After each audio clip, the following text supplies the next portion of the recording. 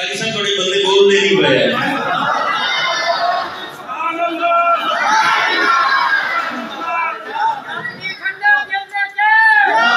بس سنیں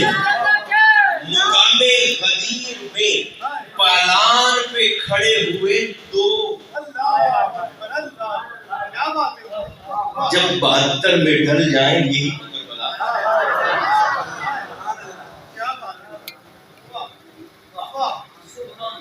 یہ میرے نبی کا خاندان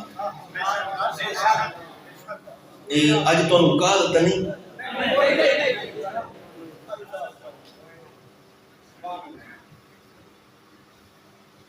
مجھے جہاں جہاں موقع ملا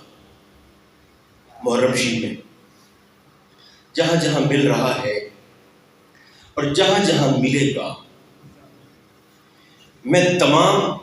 دوستوں کی خدمت میں ایک گزارش ضرور کرنا چاہوں گا اہل بیت کو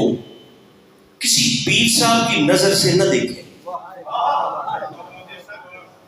تھوڑی تھوڑی کوشش کریں میرے ساتھ چلنے کی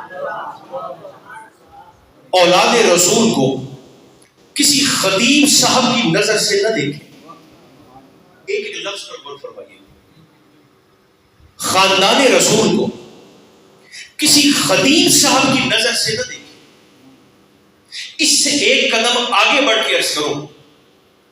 صاحبان فہم تشریف فرمائیں حضور کے خاندان کو کسی ذاکر یا کسی آیت اللہ کی نظر سے بھی نہ دیکھیں حضور کے خاندان کو دیکھنا ہو تو لگائیں اپنی آنکھوں پر قرآن کی عینک اور قرآن کی نظر سے دیکھو حسین کیا ہے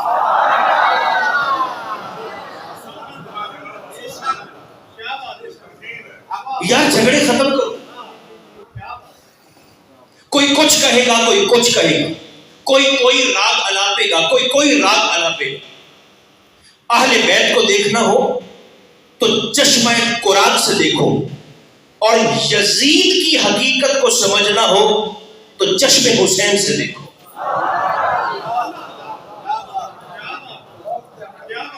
یزید کی جو اوقات نظر حسین میں تھی وہی اوقات ہمارے سامنے حسین یزید کو جو سمجھتے تھے ہم یزید کو وہی کچھ سمجھتے چھوڑے خطیبوں چھوڑے مولوی صاحبان یہ تو آج تک لوگوں کو یہ نہیں بتا سکے کہ علی علم ہے یا علی اسم ہے یار نہیں تم پچھلی ٹینشن نہ چھڑو تے آؤ ذکر حسین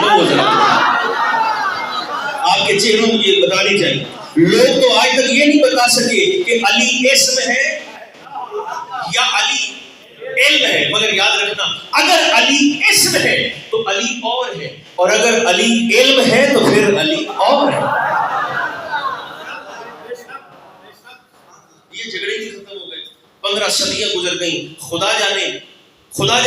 مجھے تو پتہ نہیں چل سکا 15 صدیاں یہ فیصلہ نہ کر سکیں کہ توحید پرستوں کو بت شکن سے بیر کیا ہے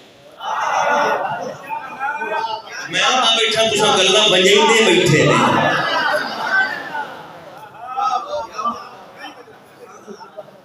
توحید پرستوں کو بت شکن سے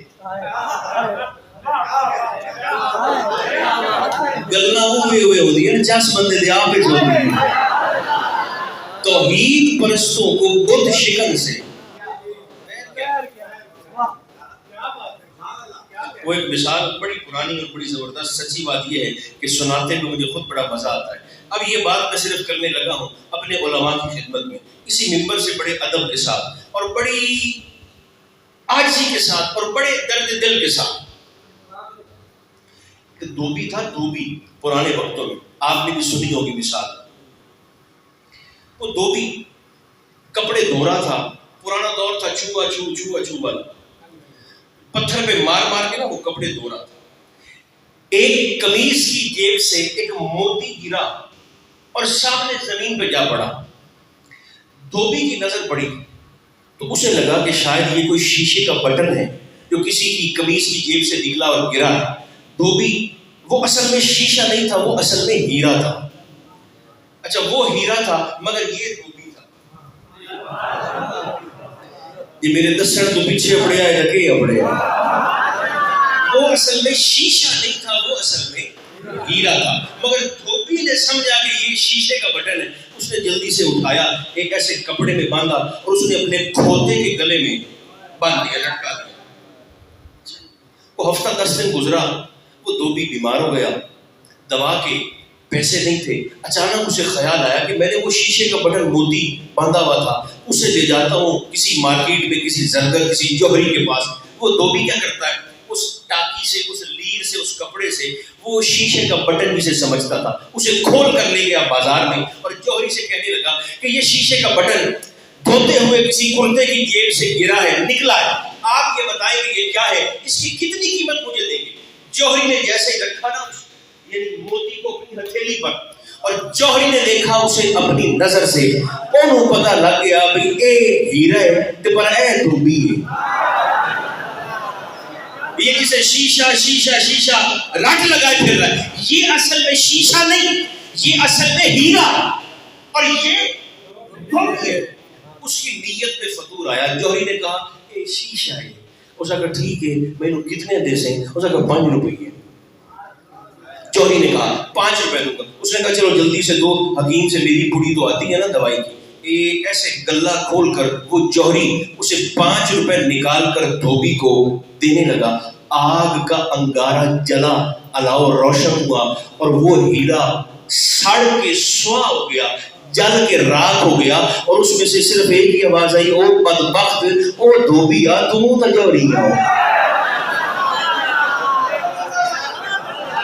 وہ بد نصیب، وہ دھوبی تھا، تو جوہری تھا، اسے تو میری قدر و منزلت کا اندازہ نہیں تھا، تو جانتے بوجھتے ہوئے بھی میری قیمت 5 روپے لگائے بیٹھا ہے۔ میں ہاتھ باندھ کر خطیبوں سے، مولویوں سے کہتا ہوں، اللہ کے بندو، قیامت کے دن مولا علی شیر خدا نے سامنے کھڑا کر کے تم سے سوال یہ پوچھ لیا کہ مولوی صاحب 30 سال ہم نے تجھے اپنا منبر دیا تھا، 50 سال ہم نے تجھے اپنا منبر دیا تھا، اے باقی تو سارے دھوبیاں نے مولوی تو کر لیا، اور تو نے تو مدارس میں دھکے کھائے تھے، تو جانتا تھا کہ قرآن کی 300 آیتیں تنہا مجھ علی کے حق میں نازل ہوئی ہیں، تو جانتا تھا میں زوج بدول ہوں، میں حسنین کا بابا ہوں، میں وصی رسول ہوں، میں امام الاولیاء ہوں، جانتے بوجھتے ہوئے بھی تو نے سورج پر چادر ڈال کر سورج کے نور کو چھپانے کی کوشش کر رکھی۔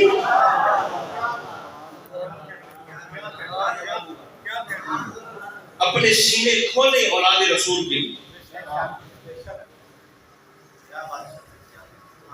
اپنی طبیعتوں کو وسعت نبی کی آل کو سمجھنے اور بیان کرنے کے لیے۔ ہمارے جسم پر اتنے بال نہیں ہیں جتنے ہم پر اولاد محمد کے احسان ہیں۔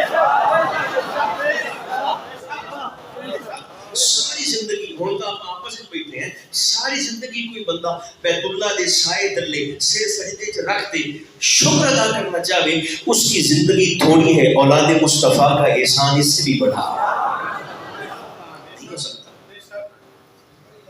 کتنی بڑی قربانی، کتنی بڑی قربانی۔ آج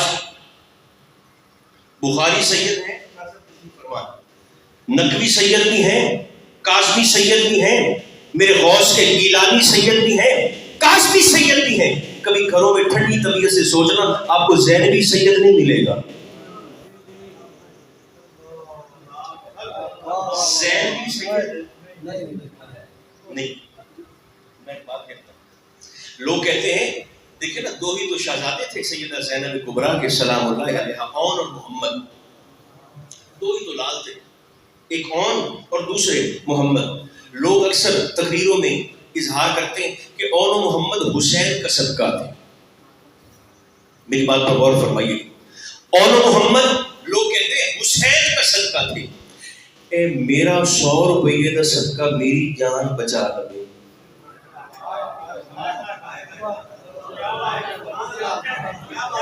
تہاڈا 100 دا صدقہ تہاڈی جان بچا لے۔ علی دے دو دوترے ہون حسین دا صدقہ تے حسین کو بچا نہ سکن.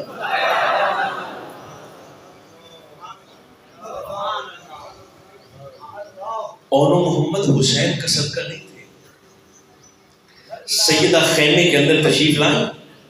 اپنے بھائی حضور سید الشہداء کو پریشان دیکھا, سوال ہی صرف ایک کیا, حسین نانا کی شریعت کے لیے پریشان ہے, اللہ کی توحید کے لیے پریشان, فکر نہ کریں. دونوں انگلیوں کے ساتھ دونوں شہزادے لگائے اور لے کے آ گئی اور کہنے لگی یہ میرے دونوں لال میری کل کائنات ہے, ان دونوں کو حسین میں تیرا صدقہ نہیں اپنے نانا کی شریعت کا صدقہ دیتی ہوں. سیدہ نے دونوں لال وار کر نانا کی شریعت کو بھی بچا لیا ہے, اس کی توحید کو بھی بچا لیا. اور محمد صدقہ حسین نہیں کہ صدقہ شریعت محمد.